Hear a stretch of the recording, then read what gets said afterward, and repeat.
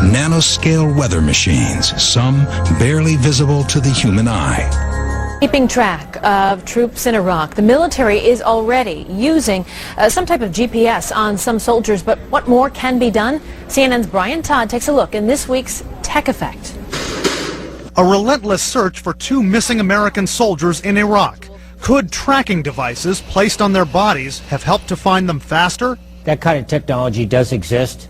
Obviously, it's not down to fine microchips at this point, but it does exist and is used in this theater by certain forces when they're conducting the specialized type missions. Even without definitive proof, cloud seeding continues to be practiced in over 34 countries worldwide.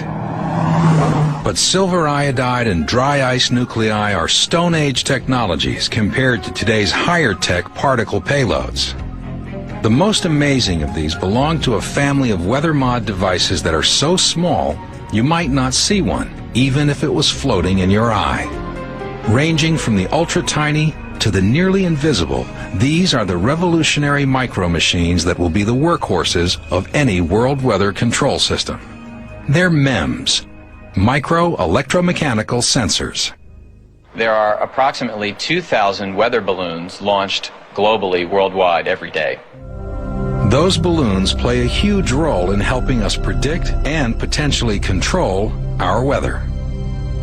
But what if we could launch 10,000 weather balloons a day, or 10 million? That's exactly the theory behind GEMS.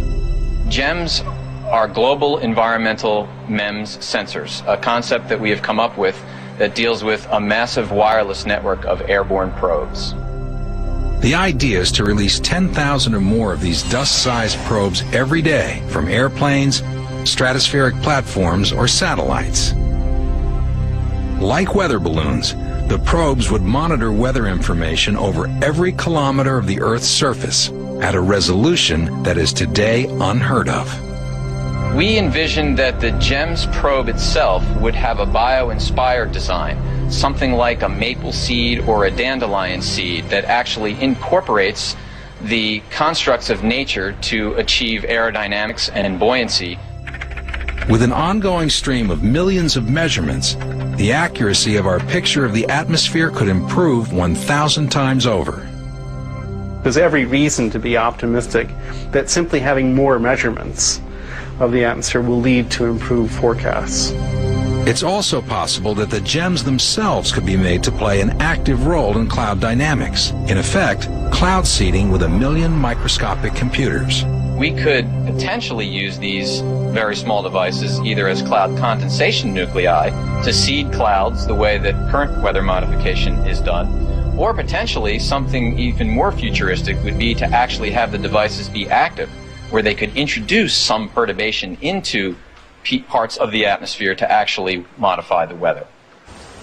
But if GEMS are heavier than air, what will happen when these millions of probes finally fall to Earth? When the GEMS probes land on the surface, either in the water or on the land, they would continue potentially to provide surface observations. But what about the ones that end up on your picnic table or in your hair? At the sizes we're talking about, if you actually inhaled one or got one in your mouth or one in your eye, it would probably be no different than, say, a speck of dust or a particular particle in the atmosphere that you would get in. You'd probably sneeze it out or cough it up.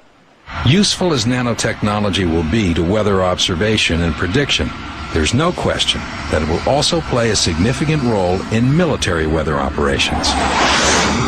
But in the future, every square inch of every city will be alive with intelligence. Because every street and every building will have a network of microcomputers built right into them. Dr. Chris Piester calls it smart dust. A smart dust particle or mote is a wireless sensor with sensing, computation, communication, and power in one package. These all-in-one microcomputers will be small, very small. The size of a mote today is about the size of a grain of rice.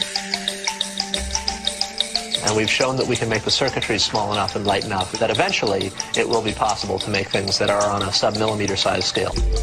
Tiny specks of computer smart dust will form a vast invisible network that can help manage the infrastructure of even the largest city.